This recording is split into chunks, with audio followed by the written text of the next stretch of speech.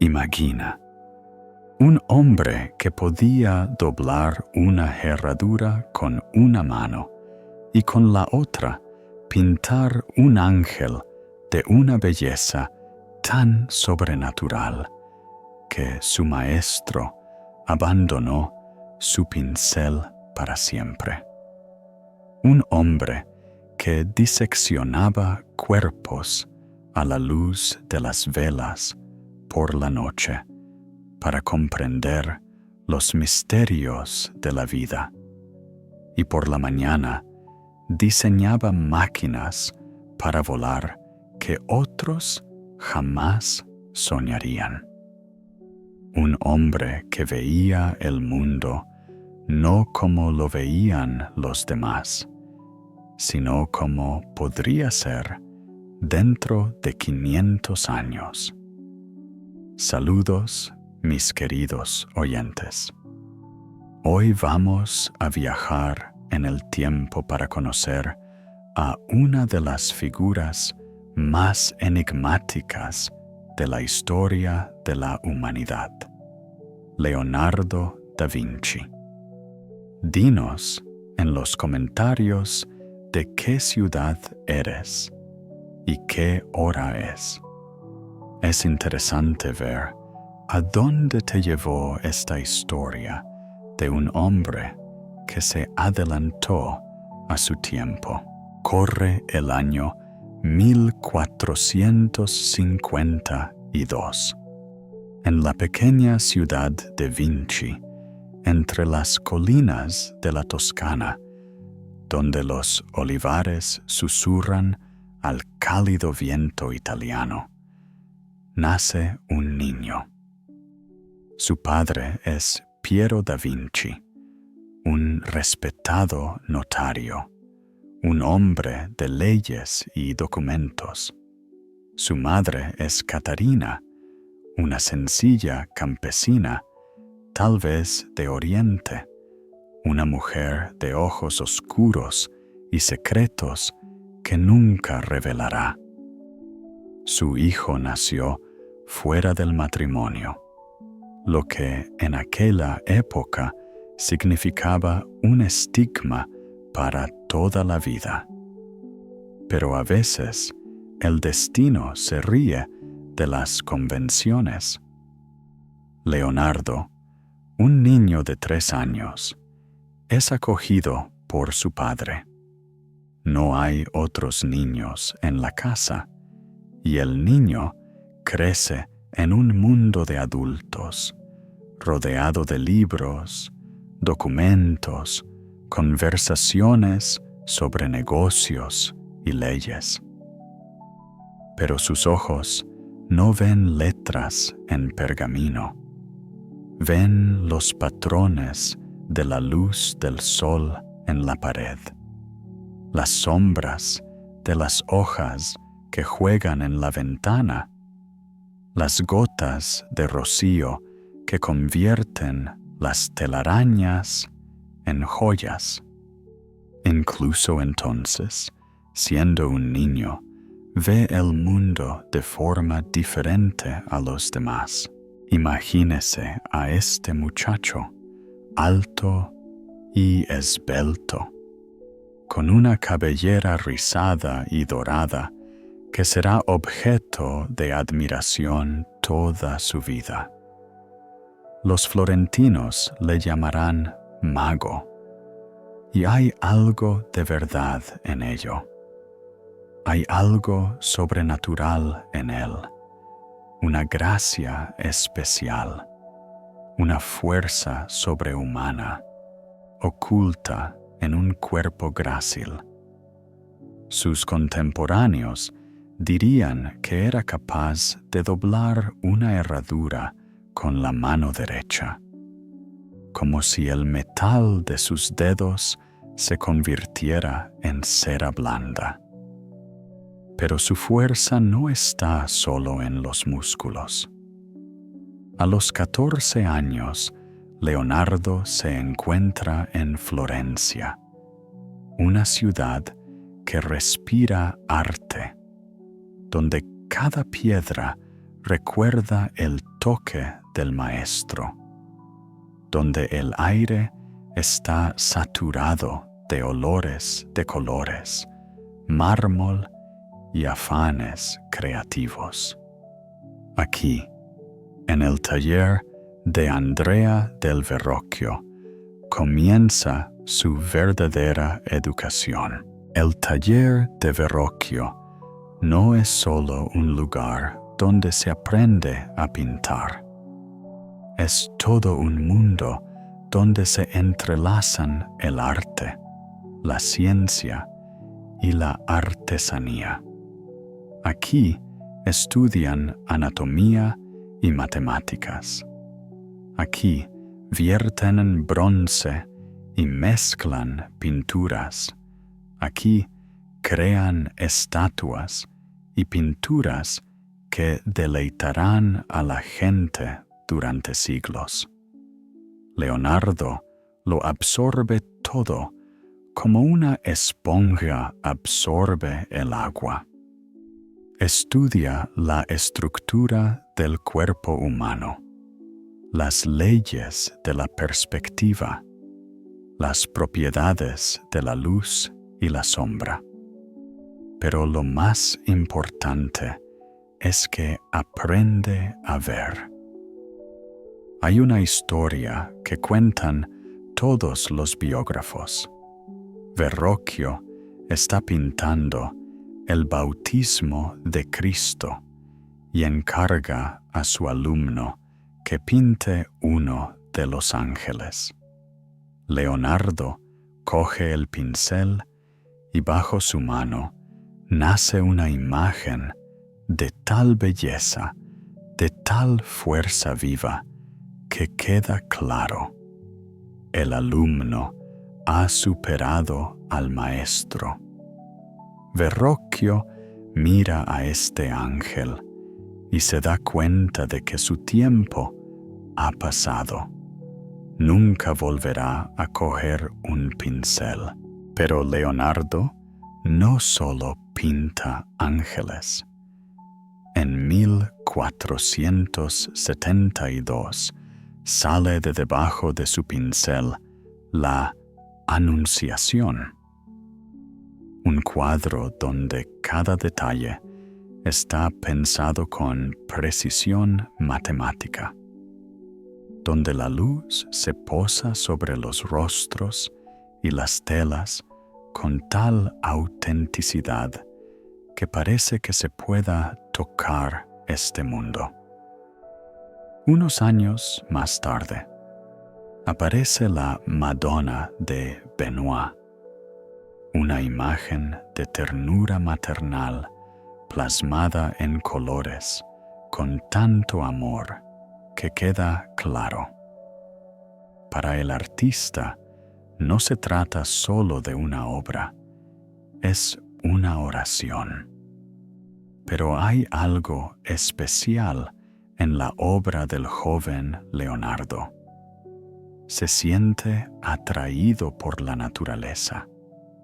En 1475 crea el primer dibujo puramente paisajístico de la historia del Renacimiento: el valle del río Arno. Sin personas, sin temas bíblicos, solo tierra, agua y cielo. Solo el mundo en su belleza prístina. Y esto también es una revolución, silenciosa, pero no por ello menos significativa. La Florencia de aquellos años es una ciudad de contrastes. Aquí el lujo se yuxtapone a la pobreza, la belleza a la crueldad, el arte a la intriga.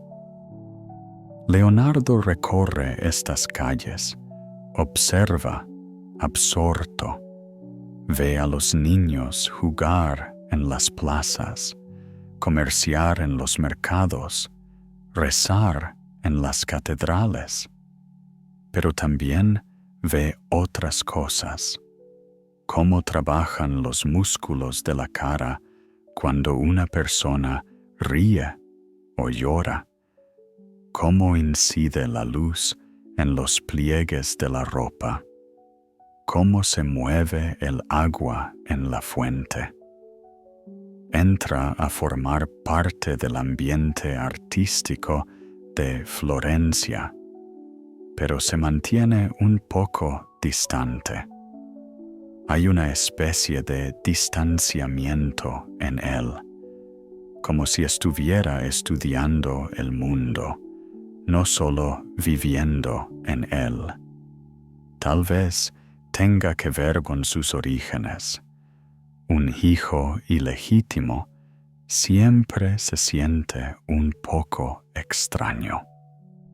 O tal vez sea solo una peculiaridad de su naturaleza, verlo todo como si fuera la primera vez, con el asombro y el escrutinio de un científico. El año 1476 trae consigo un juicio. Leonardo es acusado de sodomía, una terrible acusación que en aquella época podía arruinar una vida. Él y otros 3 aprendices del taller son arrestados. Imagínese a este joven, acostumbrado a la libertad, a la infinita extensión de la creatividad, encontrándose de repente en una celda estrecha, donde las paredes son aplastantes, donde el aire está saturado de miedo y desesperación. La acusación resulta ser falsa. La denuncia es anónima. No hay testigos. Todos quedan en libertad. Pero el rastro permanece. Leonardo conservará toda la vida un miedo a los espacios cerrados, la claustrofobia que le perseguirá en los momentos más inesperados. Y su primer invento estará relacionado con este miedo. Un dispositivo para romper los barrotes metálicos de las ventanas de la cárcel. Es como si quisiera asegurarse de que nunca volverá a estar atrapado. Pero las pruebas no hacen sino endurecerlo. Durante estos años se forma su carácter, encantador, alegre, amistoso por fuera, pero con profundos sentimientos secretos por dentro. Ama la belleza en todas sus manifestaciones. Viste ropas brillantes. Aprecia los placeres refinados. Los florentinos se acostumbran a verle por las calles. Un joven alto y apuesto, con rizos dorados, que camina con un andar especial, como si bailara. Hay algo inusual en su actitud hacia los seres vivos. Leonardo es un vegetariano convencido, lo que parece una extraña rareza en su época. Dice que no quiere comer nada que tenga sangre y califica a los carnívoros de cementerios andantes. Se dice que no va al mercado a comprar, sino a sacar pájaros de las jaulas y liberarlos en la naturaleza. Al verlos elevarse hacia el cielo, una chispa especial se enciende en sus ojos. Un sueño de vuelo que le perseguirá el resto de su vida. Pasa las noches escribiendo en sus cuadernos, pero lo hace de derecha a izquierda, en espejo, de modo que solo puede leerlos con la ayuda de un espejo. Algunos creen que es su forma de ocultar sus secretos a los no iniciados. Otros creen que solo es conveniente para los zurdos, pero quizá sea más que eso. Una forma de pensar, un reflejo de su naturaleza especial, que lo ve todo de forma distinta al resto de nosotros. Su sueño también es inusual. Leonardo duerme 15 minutos cada 4 horas. Este régimen le permite estar despierto casi 22 horas al día, como si quisiera vivir no una, sino varias vidas. Y en efecto, en sus 70 años conseguirá hacer tanto como las personas más activas no harán en 200 años. En el taller de Verrocchio no solo estudia, sino que explora. Estudia anatomía diseccionando cadáveres, lo que en aquella época rayaba en la herejía.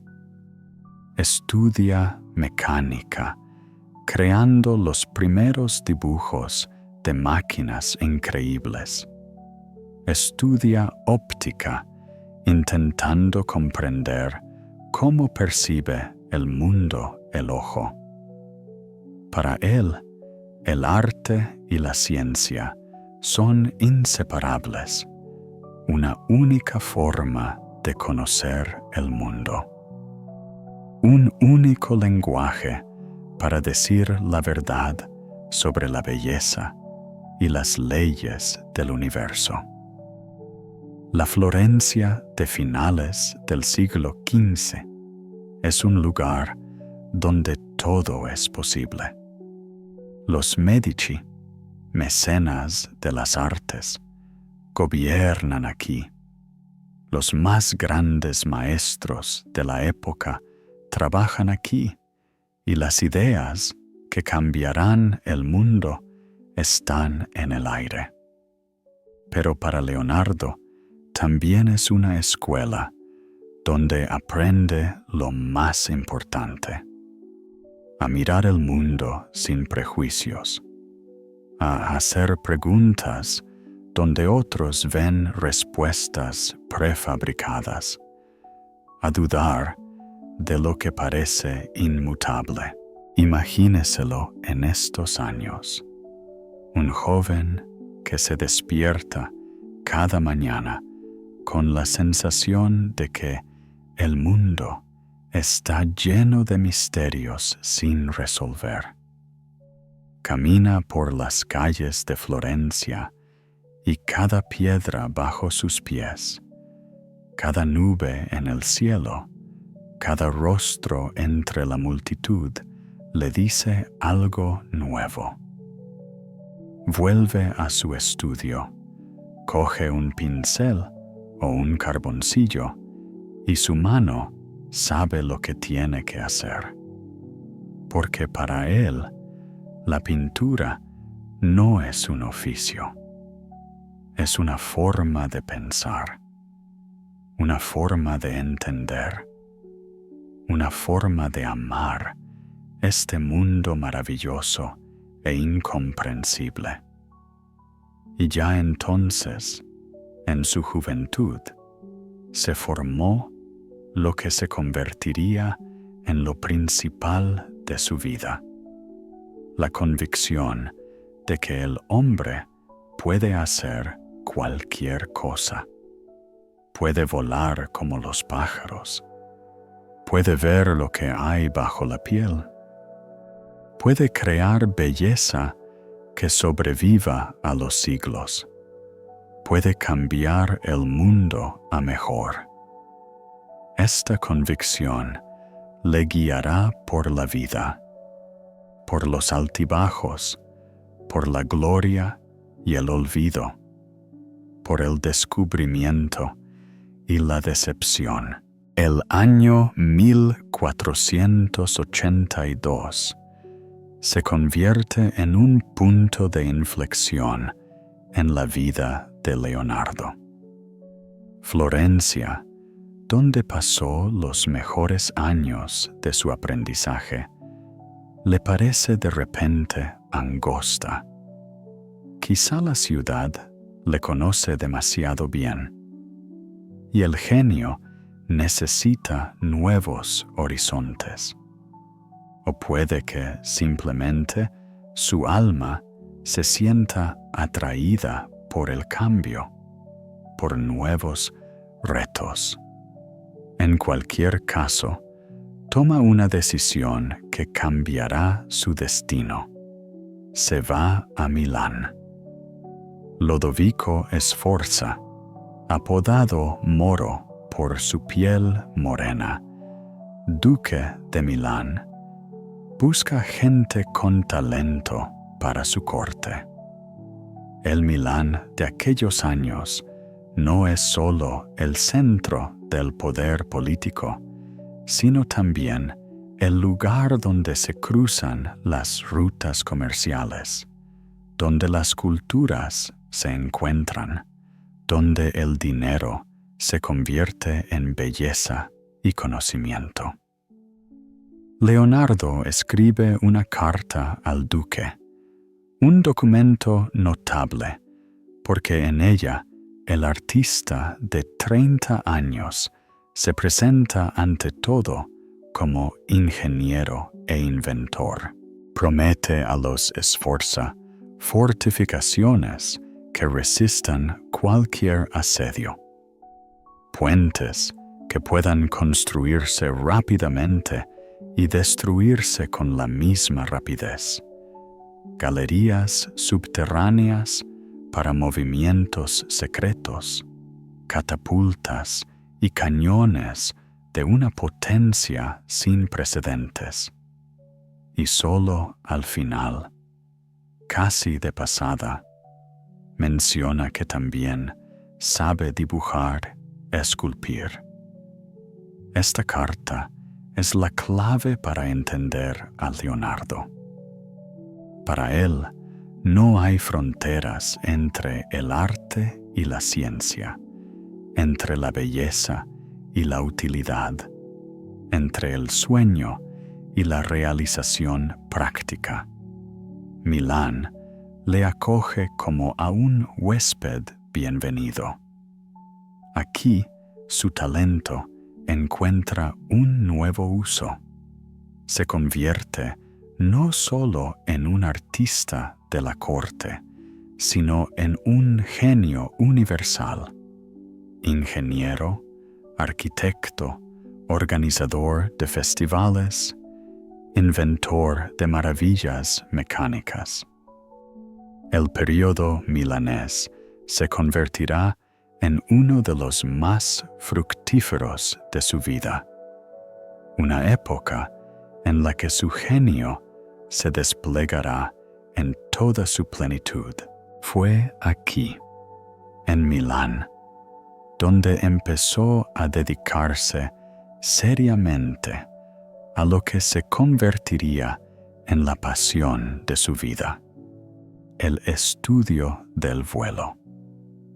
Leonardo pasaba horas observando aves, estudiando la estructura de sus alas, la mecánica de sus movimientos, la aerodinámica de sus cuerpos. En sus apuntes aparecen los primeros dibujos de máquinas voladoras, ornitópteros con alas batientes, que debían copiar los movimientos de las aves. Imagínatelo en su taller, inclinado sobre sus dibujos a la luz de las velas. Plumas, huesos de pájaro, modelos de madera y tela se esparcen a su alrededor. Intenta resolver el misterio que atormenta a la humanidad desde el principio de los tiempos. Cómo elevarse hacia el cielo. Cómo liberarse de la gravedad terrestre. Cómo ser libre como un pájaro. Su ornitóptero es una maravilla de la ingeniería para su época. Un armazón de madera cubierto de tela, un sistema de palancas y bloques que deben transmitir a las alas los movimientos de brazos y piernas humanos. Calculó ángulos, estudió la resistencia del aire, incluso creó instrumentos para medir el balanceo. Un prototipo del horizonte aéreo moderno que ayudaría a un piloto a navegar en la niebla. Pero sus sueños de volar no se limitan a imitar a los pájaros. En sus notas aparece el dibujo de una hélice de aire, prototipo de helicóptero. Una hélice hecha de lino almidonado, que debería enroscarse en el aire, elevando la máquina hacia arriba. Por supuesto, la fuerza humana no basta para propulsar una máquina así, pero la idea es ingeniosa. Dentro de 400 años, la gente surcará los cielos de esta manera. Y otro invento que se adelantaría siglos a su tiempo. El paracaídas.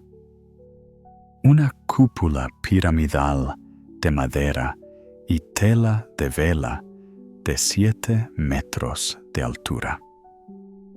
Leonardo escribe que si un hombre tiene una tienda de tela almidonada, cada lado de la cual mide 12 codos de ancho y 12 de alto, podrá lanzarse desde cualquier gran altura sin hacerse daño.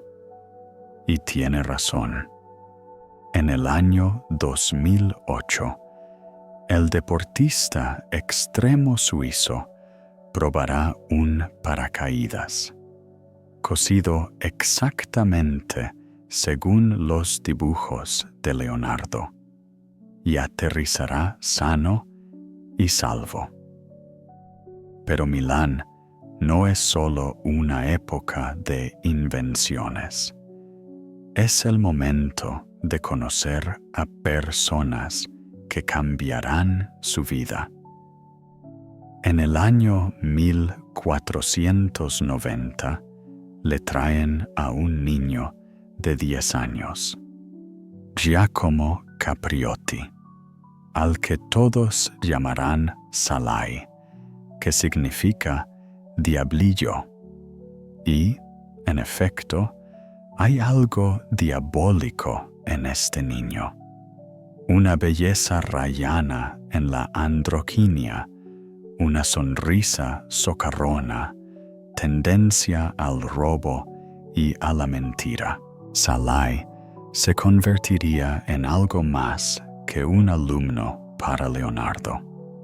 Se convertiría en una musa, un modelo, tal vez un amante. Sus rasgos femeninos, su enigmática sonrisa inspirarían al maestro para crear imágenes que pasarían a la historia. Más tarde, los historiadores del arte encontrarán los rasgos de Salai en Juan el Bautista, en Baco, quizá incluso en Mona Lisa. Este niño, y luego joven, estaría al lado de Leonardo durante un cuarto de siglo, hasta la muerte del maestro. Su relación es compleja y contradictoria. Szalay roba, miente, gasta el dinero de su profesor en nimiedades, pero Leonardo se lo perdona todo.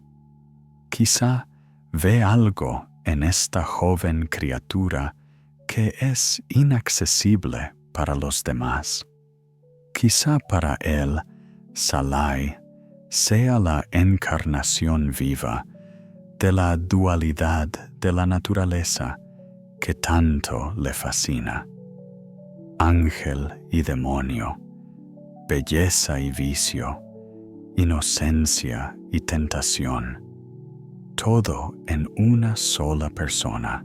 En Milán, Leonardo tiene la oportunidad de crear una obra que le hará famoso durante siglos. El duque Lodovico Sforza le encarga pintar el refectorio del monasterio de Santa María delle Grazie. El tema es la última cena, la última comida de Cristo con sus discípulos. Parecería que el argumento, escrito cientos de veces, pero Leonardo lo aborda a su manera. Pasa meses estudiando rostros, recorre las calles de Milán, las tabernas y los mercados, buscando tipos para los apóstoles. Cada uno debe tener un carácter diferente, una reacción distinta a las palabras de Cristo. Uno de vosotros me traicionará. Estudia cómo cambian los rostros de las personas en momentos de emociones fuertes: sorpresa, ira, miedo, tristeza. Para la imagen de Judas, desciende a los barrios más oscuros de la ciudad, buscando entre ladrones y asesinos un rostro que pudiera expresar la traición. Se dice que encontró a una persona así entre los prisioneros y pasó horas dibujándola, tratando de comprender la naturaleza del mal y los orígenes de la caída humana. El trabajo de Leonardo en la última cena no es solo un experimento artístico, sino también técnico. Rechaza la técnica tradicional del fresco y crea la suya propia. Una mezcla de temple y óleo sobre una pared seca. Esto le permite trabajar lentamente, escudriñando cada detalle, pero hace que la pintura sea frágil y propensa a la destrucción. El resultado supera todas las expectativas. La última cena se convierte en una revolución del arte. Leonardo sitúa a todas las figuras en un mismo espacio, pero cada apóstol reacciona a las palabras de Cristo de manera diferente. Pedro agarra su cuchillo, dispuesto a defender a su maestro. Juan se inclina hacia Pedro. Su joven rostro expresa desconcierto y tristeza. Judas aprieta el monedero con las 30 monedas de plata en la mano. Su rostro es una máscara que oculta su lucha interior. Cristo mismo se sitúa en el centro de la composición, y Leonardo da a su figura la forma de un triángulo, símbolo de la divinidad. Su rostro es sereno, no hay en él reproche ni cólera, solo un dolor infinito por la debilidad humana. A sus espaldas, 3 ventanas permiten ver el paisaje, símbolo de la eternidad, fondo de este drama humano. Pero ya en vida de Leonardo, la pintura comienza a deteriorarse. La técnica experimental no resiste la humedad ni el paso del tiempo. Los colores se desmoronan, los contornos se desdibujan, y esto se convierte en una metáfora de toda la obra del maestro. Ideas brillantes, adelantadas a su tiempo, pero plasmadas en un material que no puede preservarlas. El período de Milán es el momento en que se forma otro rasgo importante de la personalidad de Leonardo, su actitud hacia sus alumnos. Se agrupan a su alrededor como planetas alrededor del Sol. Se les llama Leonardeschi, y cada uno de ellos intenta adoptar algo del genio del maestro. Pero Leonardo es un maestro especial. No impone su visión, sino que enseña a mirar, a pensar, a dudar. Su taller es más bien un laboratorio o una academia, donde se estudia no solo arte, sino también anatomía, mecánica, óptica, matemáticas. Para él, no hay división entre ciencia y arte. Todas son formas diferentes de conocer un mismo mundo. Durante estos años, experimenta mucho con vehículos militares. Crea dibujos de un tanque, un carro blindado con cañones, que es conducido por las personas que van dentro. Desarrolla cañones de varios cañones, ballestas de tiro rápido y minas submarinas. Algunos de sus inventos parecen fantásticos, incluso hoy en día.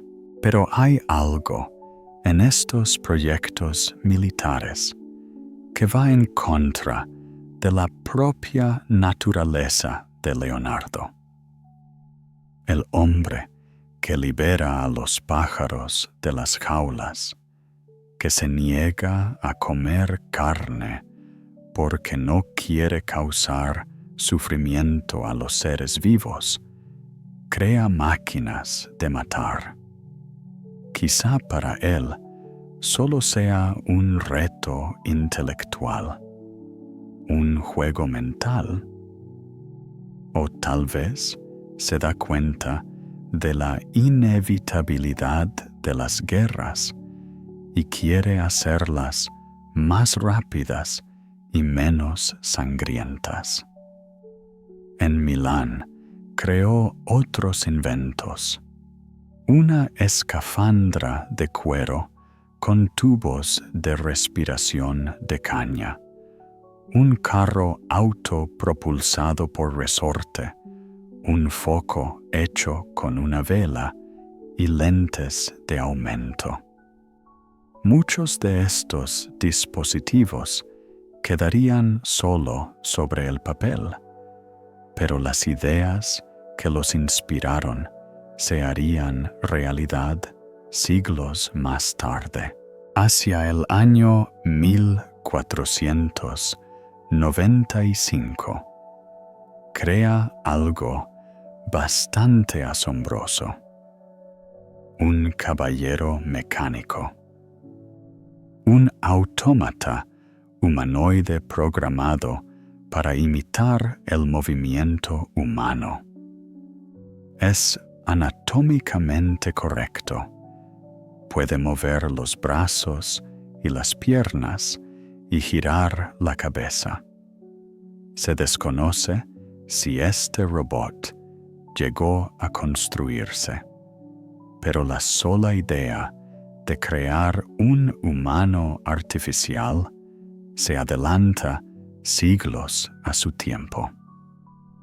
Los años en Milán son tranquilos y fructíferos.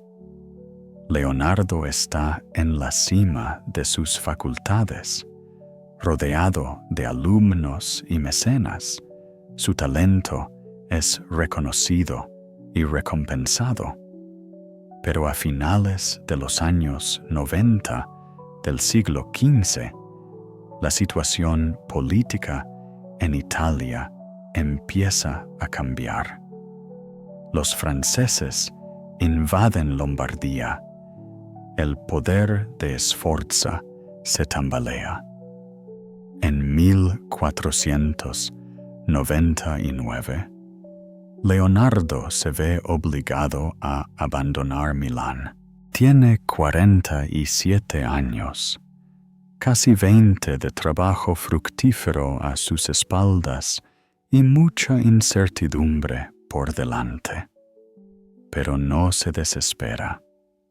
En su equipaje, miles de dibujos, planos, notas, ideas, y también la experiencia que le ha enseñado lo principal.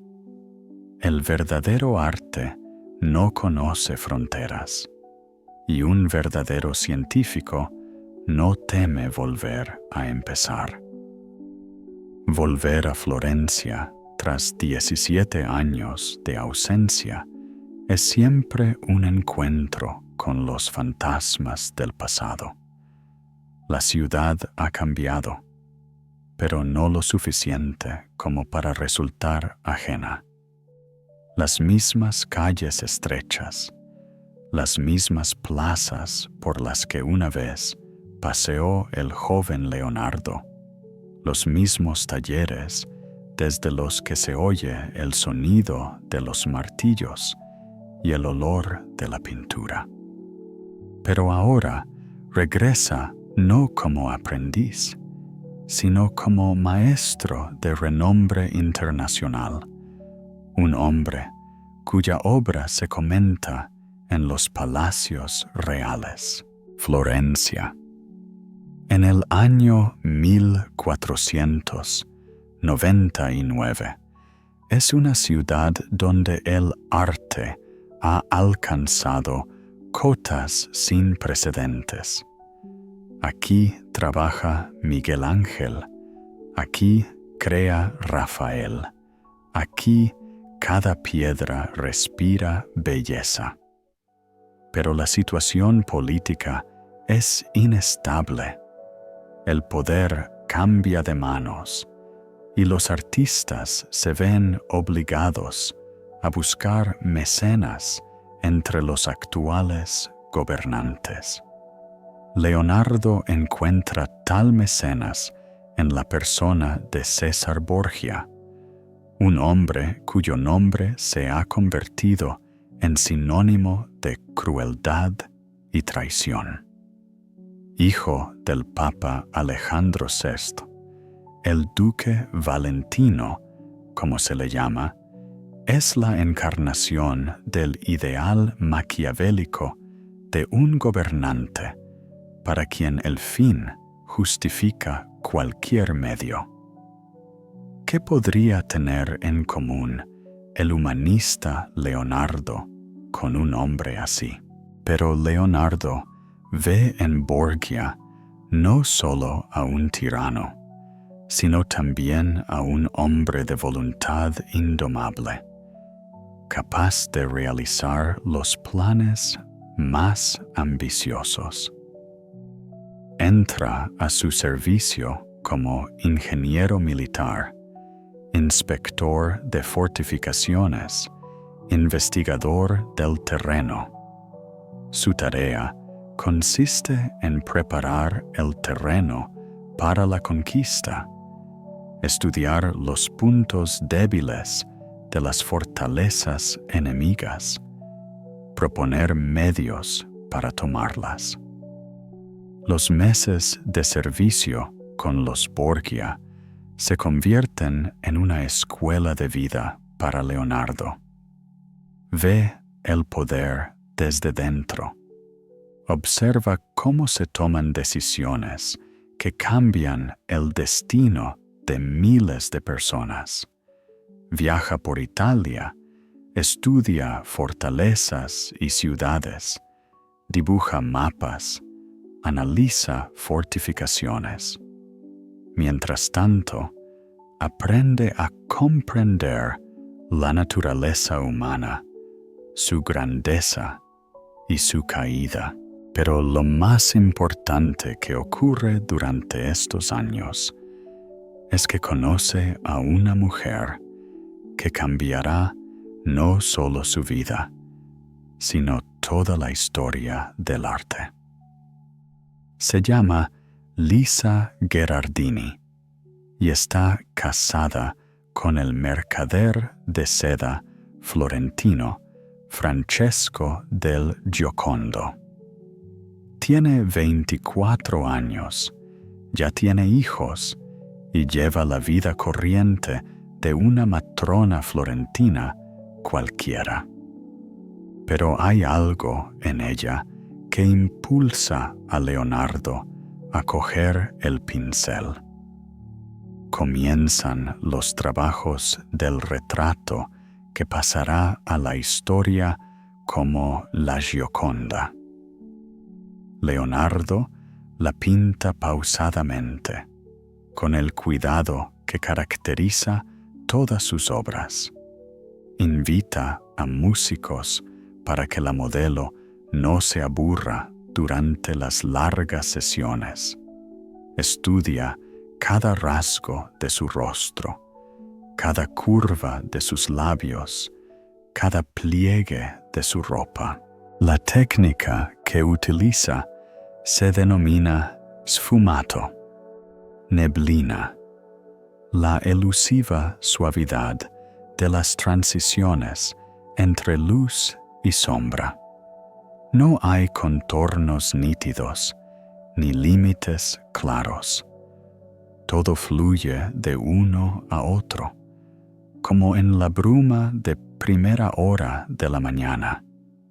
Esta técnica le permite crear una sensación de carne viva, piel que respira, ojos que siguen al espectador. Pero lo más importante en un retrato es la sonrisa. La misma sonrisa misteriosa que entusiasmará a la gente durante siglos. Apenas se ve. Se adivina más que se ve. Hay algo de Salai con su encanto diabólico, al del propio Leonardo con sus pensamientos secretos. Quizá sea la sonrisa de un hombre que conoce los secretos del universo, o quizá solo sea un reflejo del estado de ánimo del artista en los momentos de trabajo. Los años de trabajo en Mona Lisa se convierten para Leonardo en una época de especial concentración. Es como si estuviera resolviendo un enigma, no solo sobre el rostro de la mujer, sino también sobre la propia naturaleza de la belleza. ¿Por qué algunos rostros nos parecen bellos y otros no?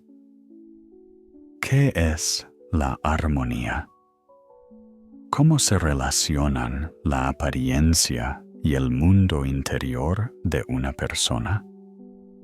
Paralelamente a su trabajo en el retrato, prosigue sus investigaciones científicas. Estudia la anatomía realizando autopsias de cadáveres, un trabajo que en aquella época rozaba la blasfemia. Pero para Leonardo no se trata solo de curiosidad. Quiere entender cómo funciona el cuerpo humano, cómo funciona el corazón, cómo se organizan los músculos, cómo se transmiten los impulsos nerviosos. Sus dibujos anatómicos no son meras ilustraciones de tratados médicos. Son obras de arte que combinan la precisión científica con la perfección estética. Dibuja el corazón como nadie lo había dibujado antes, no como un símbolo de amor, sino como una bomba que bombea sangre. Estudia las válvulas, comprende su funcionamiento, anticipa descubrimientos que solo se harán siglos más tarde. Le interesa especialmente la estructura del ojo, órgano que para el artista es la principal herramienta de conocimiento del mundo. Disecciona ojos de animales, estudia el cristalino, la retina y el nervio óptico. Se da cuenta de que el ojo proyecta una imagen invertida sobre la retina, y este descubrimiento le hace reflexionar sobre la naturaleza de la visión y sobre cómo interpreta el cerebro las señales procedentes de los ojos.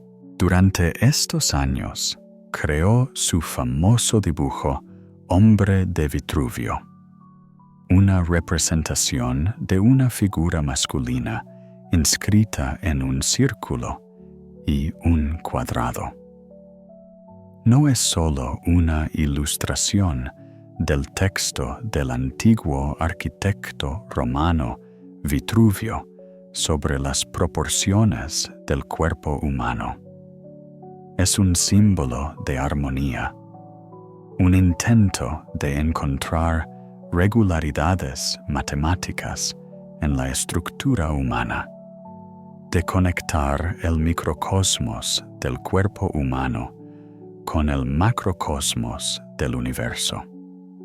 Leonardo parte de una representación anatómicamente exacta del cuerpo y luego le ajusta figuras geométricas, a diferencia de sus predecesores, que hacían lo contrario.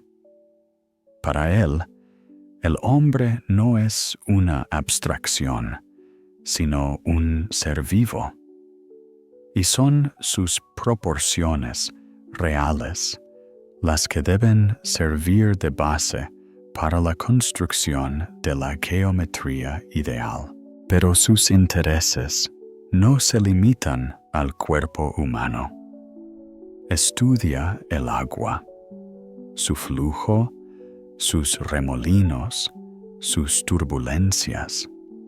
Se sienta durante horas junto a ríos y canales, observando cómo se mueve la corriente, cómo se forman remolinos, cómo fluye el agua alrededor de los obstáculos.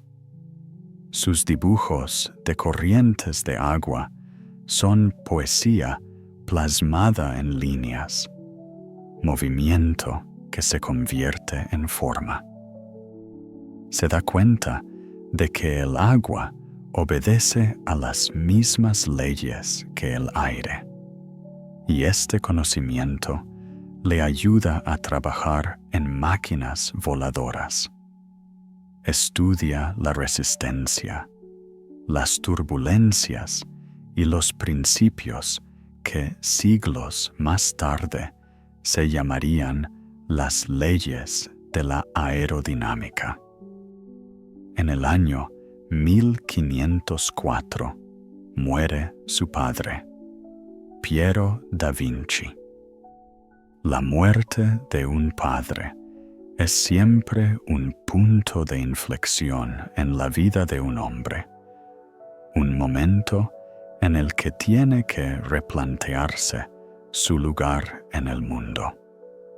Leonardo se queda huérfano a los 52 años, pero esta orfandad es especial. Hace tiempo que ha creado su propia familia de alumnos y amigos. Sin embargo, tras la muerte de su padre, sus hermanastros se pelean por la herencia. Leonardo, el hijo ilegítimo, no tiene legalmente derecho a la herencia, pero lucha por ella con una tenacidad que sorprende a quienes le conocen. Quizá no se trate de dinero, sino de principios, el deseo de demostrar que los orígenes no determinan la dignidad de una persona. Gana este juicio, pero la victoria le trae un sabor amargo. Los lazos familiares, que ya eran débiles, se rompen definitivamente. Leonardo se queda solo con sus alumnos y su arte. En 1507 muere su tío Francesco, la única persona de su familia que le quería de verdad. Su tío le deja un pequeño viñedo, y Leonardo se convierte de repente en terrateniente. Pero la tierra no le interesa como fuente de ingresos, sino como objeto de estudio. Observa cómo crecen las vides, estudia su estructura, intenta comprender las leyes del crecimiento vegetal. Durante estos años, hace un descubrimiento que se adelantaría siglos a su tiempo. Se da cuenta de que los anillos de crecimiento de los árboles pueden utilizarse para determinar su edad. Funda una ciencia que siglos más tarde se llamará dendrocronología. Para él, un árbol es un libro que registra la historia del clima, la historia de las sequías y los años de lluvia, la historia de la vida en la tierra. Estudia los fósiles, encuentra huellas de animales marinos en las montañas y se da cuenta de que aquí hubo una vez un mar. Este descubrimiento contradice la doctrina de la Iglesia sobre la inmutabilidad del mundo, creado por Dios en 6 días. Pero Leonardo confía más en sus observaciones que en el dogma. Se da cuenta de que la tierra vive, se mueve, cambia, y que su historia se mide en millones de años, no en miles. Sus escritos de esta época están llenos de reflexiones sobre el tiempo, la eternidad y el lugar del hombre en el universo. cada vez piensa más en la muerte, no con miedo, sino con curiosidad científica. ¿Qué le ocurre a una persona en el momento de la muerte? ¿A dónde va el alma? ¿Hay vida después de la muerte? Estas preguntas no le atormentan, sino que le inspiran nuevas investigaciones. Estudia el proceso de la muerte, observa los últimos minutos de vida. Intenta comprender lo que le ocurre al cuerpo y a la mente en el momento de la transición de la vida a la muerte. Para él, no se trata de un empeño sombrío, sino de un intento de comprender el último misterio de la existencia humana. En el año 1506, Francesco Melzi, un chico de 15 años de una noble familia milanesa, llega a Florencia. Es apuesto, educado y tiene buenos modales, todo lo contrario de Salai. Leonardo lo acoge en su taller. Poco a poco, Melzi se convierte no solo en un alumno, sino en un amigo leal, casi un hijo. Entre Salai y Melzi surge una extraña competencia. Salai es pasión, tentación, encanto diabólico. Melzi es devoción, paz, pureza angelical.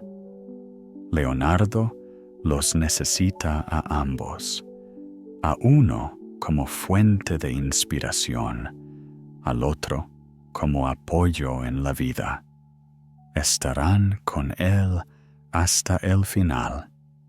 Estos dos jóvenes, tan diferentes, pero igualmente importantes para su corazón.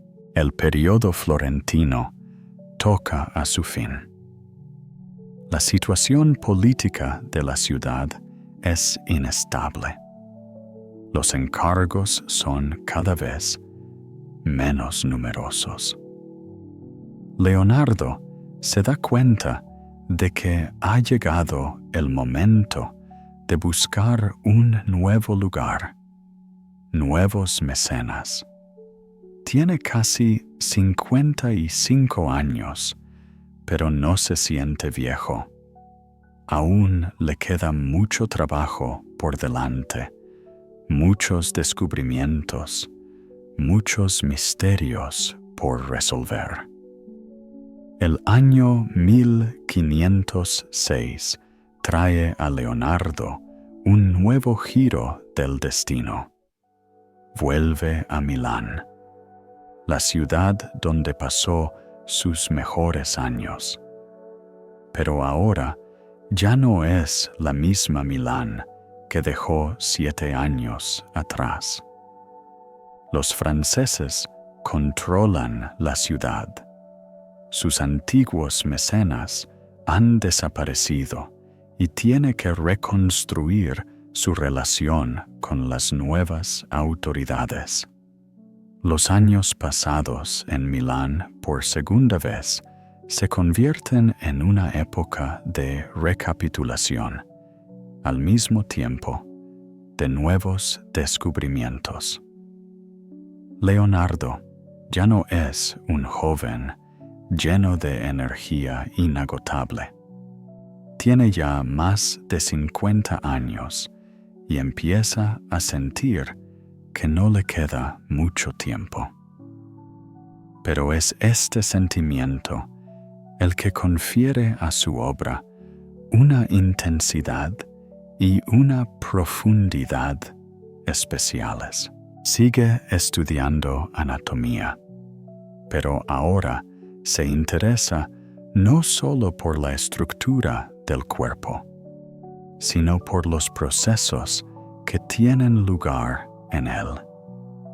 Explora el funcionamiento del corazón, el movimiento de la sangre, las funciones del sistema nervioso. Sus dibujos son cada vez más precisos y detallados. Es el primero en estudiar las válvulas del corazón, en comprender su funcionamiento, en anticipar descubrimientos que no se harían hasta el siglo XVII. Le fascina especialmente la estructura del ojo, la ventana del alma, como decían los poetas. Disecciona ojos de animales, estudia el cristalino, la retina y el nervio óptico. Se da cuenta de que la visión no es solo una percepción pasiva de la luz, sino un proceso complejo en el que intervienen el ojo y el cerebro. Estos conocimientos le ayudan a trabajar en sus cuadros, a crear efectos que asombran al espectador por su autenticidad. En estos años, crea un autorretrato, un dibujo que se convertiría en la imagen canónica de un genio. Un anciano de pelo y barba largos, con profundas arrugas en el rostro, pero con unos ojos llenos de viva inteligencia. Es el rostro de un hombre que ha visto mucho, que ha comprendido mucho, pero que no ha perdido la capacidad de asombrarse ante el mundo. Trabajando en un autorretrato, Leonardo parece dialogar consigo mismo. ¿Quién es? ¿Un artista? ¿Un científico? ¿Un inventor? ¿Un filósofo? ¿O simplemente un hombre que ha pasado su vida intentando comprender el mundo? Hay algo profético en este dibujo, como si se viera a sí mismo, tal y como será recordado por la posteridad. Un sabio que se adelantó a su tiempo. Pero la vida en Milán es cada vez más difícil. La situación política es inestable, los pedidos escasean y es difícil ganarse la vida. Leonardo se da cuenta de que ha llegado el momento de buscar un nuevo hogar, y entonces el destino le echa una mano en la persona de Giuliano de Medici, hermano del Papa León X. Año 1513. Traslado a Roma, la ciudad eterna donde confluyen todos los caminos del mundo. La Roma de entonces es el centro del mundo cristiano, el lugar donde gobiernan los papas, donde se crean las mayores obras de arte. Aquí trabaja Miguel Ángel, pintando la Capilla Sixtina. Aquí trabaja Rafael, decorando los aposentos vaticanos. Pero Roma no acoge a Leonardo tan calurosamente como él esperaba. Ya no es un joven artista, dispuesto a trabajar día y noche por un módico precio. Es un maestro de fama mundial, pero su forma de trabajar, su lentitud, su constante experimentación no son del agrado de todos. Los clientes quieren resultados rápidos y Leonardo trabaja como está acostumbrado. Despacio, con cuidado, rehaciendo algo constantemente. Los años romanos se convierten en una época de reflexión filosófica. Leonardo piensa cada vez más a menudo en el sentido de la vida, en lo que quedará después del hombre, en la eternidad. Estudia las estrellas, intentando comprender las leyes del movimiento de los cuerpos celestes. Sus escritos de esta época están llenos de reflexiones sobre la infinitud del universo, sobre el lugar del hombre en el cosmos. Crea sus famosas profecías, adivinanzas que describen inventos futuros. La gente hablará entre sí desde los países más remotos y se contestará. Se refiere al teléfono.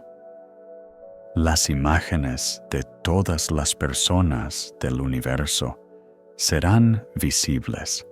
Se refiere a la televisión. La gente caminará sin moverse. Se refiere a los barcos y las tripulaciones.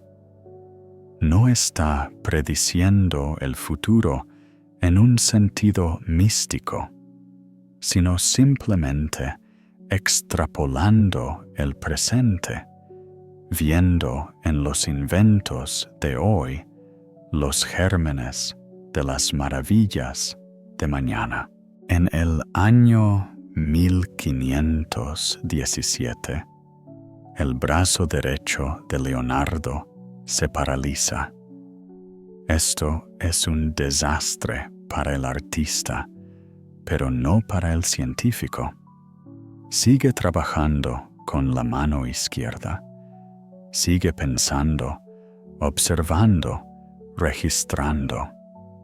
La enfermedad no quebró su espíritu, solo le hizo concentrarse en las cosas más importantes. Y entonces ocurre un acontecimiento que cambiará los últimos años de su vida. El rey francés Francisco Pizarro, joven, culto, enamorado del arte, invita a Leonardo a Francia, no como sirviente, sino como invitado de honor, como una leyenda viva, como un hombre al que se le pueden hacer preguntas sobre los misterios del universo. El año 1516 es el último viaje. Leonardo, que ha cumplido 64 años, cruza los Alpes rumbo a un país desconocido. Con él van sus fieles compañeros, Salai y Melzi, sus manuscritos, sus cuadros, incluida la Gioconda, que nunca entregó a su cliente. El castillo de Clos-Lucé, en el valle del Loira, se convierte en su última morada. No es un palacio, pero tampoco una cabaña. Un lugar acogedor donde trabajar, pensar y recibir invitados. El rey Francisco visita a menudo al viejo maestro, habla con él de ciencia y arte y escucha sus relatos sobre su vida. Para Francisco, Leonardo es una enciclopedia viviente, un hombre que conoce las respuestas a todas las preguntas. Para Leonardo, el rey es un estudiante agradecido que comprende el valor del conocimiento. Entre ellos surge una extraña amistad, a pesar de la diferencia de edad y posición. En el Château de Clos-Lucé, Leonardo sigue trabajando en sus notas. Melzi le ayuda a sistematizar las miles de hojas escritas a espejo. Es una tarea ingente organizar el legado de toda una vida, ponerlo a disposición de las generaciones futuras. Está trabajando en su tratado de pintura, intentando transmitir a los jóvenes artistas lo que ha aprendido a lo largo de los años. Pero no es solo un libro de texto de pintura.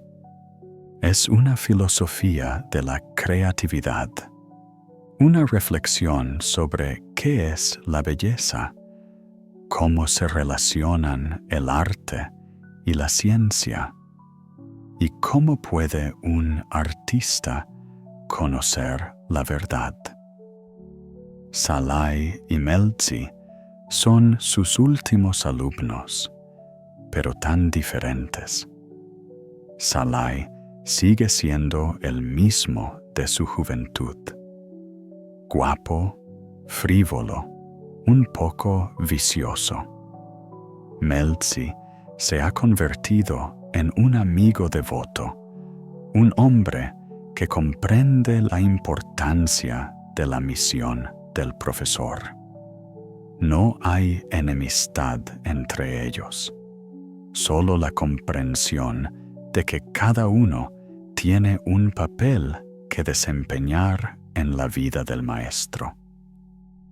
Leonardo hace testamento. Szalay recibe la Mona Lisa y la mitad del viñedo, una herencia extraña pero simbólica. Un cuadro que encarna el misterio de la belleza pasa a manos de un hombre que él mismo era un misterio. Melzi recibe manuscritos, herramientas y el resto de sus bienes. Debe preservar para la posteridad lo que creó su maestro. El 2 de mayo de 1519, a la edad de 67 años, Leonardo da Vinci muere en el castillo de Clos-Lucé. Cuenta la leyenda que murió en brazos del rey Francisco, que en ese momento se encontraba en otro lugar. Pero una bella leyenda es a veces más importante que la verdad histórica. La muerte de Leonardo no es solo el final de una vida, es el final de toda una época en la que un solo hombre podía contener todo el saber de su tiempo, en la que arte y ciencia eran inseparables, en la que belleza y verdad iban de la mano. Melzi sigue fiel a su deber. Ha trabajado durante 30 años para sistematizar el legado de su maestro, recopilando notas dispersas en un tratado de pintura y conservando manuscritos que, de otro modo, podrían haber perecido. Gracias a sus esfuerzos, sabemos lo que sabemos de Leonardo. Szalay recibe su ración de fama y condenación. 5 años después de la muerte de su maestro, perece en una pelea de borrachos, una muerte que pone fin simbólicamente a su aventurera vida. Pero la Mona Lisa permanece y su enigmática sonrisa queda impresa en ella para siempre. Han pasado 500 años desde que Leonardo da Vinci dejó este mundo. Pero sus ideas siguen vivas, sus inventos se hacen realidad, sus cuadros entusiasman a la gente. Demostró que la mente humana no conoce límites, que la belleza y el conocimiento no son opuestos, sino aliados en la realización de la verdad. En cada avión que surca los cielos, vive su sueño de volar. Cada diagrama anatómico refleja su deseo de comprender la estructura del cuerpo humano. Cada cuadro del natural encarna su principio de que el arte debe ser veraz. Leonardo da Vinci sigue siendo para nosotros un símbolo de las posibilidades ilimitadas del hombre. Un hombre que no teme hacer preguntas, que no da nada por sentado, que se pasa la vida aprendiendo y preguntándose. En nuestro mundo, donde el conocimiento está fragmentado en muchas especialidades, Él nos recuerda que todo en el mundo está conectado, que el arte y la ciencia, la belleza y la verdad son diferentes caras de una misma realidad. Aquí termina nuestra historia sobre el hombre que demostró que los sueños pueden convertirse en realidad y que la realidad puede superar los sueños más atrevidos. Leonardo da Vinci dejó este mundo hace 5 siglos, pero su espíritu, su curiosidad insaciable, su creencia en las posibilidades ilimitadas del hombre siguen viviendo con nosotros. Ahora, mientras la noche envuelve tu casa con su suave manta, mientras el silencio te invita a descansar, deja que esta historia forme parte de tus sueños, que sueñes con un mundo en el que todos puedan ser artistas y científicos, inventores y filósofos. Un mundo donde la curiosidad no tenga límites y la belleza nos ayude a comprender la verdad. Un mundo en el que cada amanecer traiga nuevos descubrimientos y cada atardecer la sabiduría del día. Buenas noches, queridos oyentes. Que vuestros sueños se llenen de la luz del conocimiento y la belleza de la creatividad.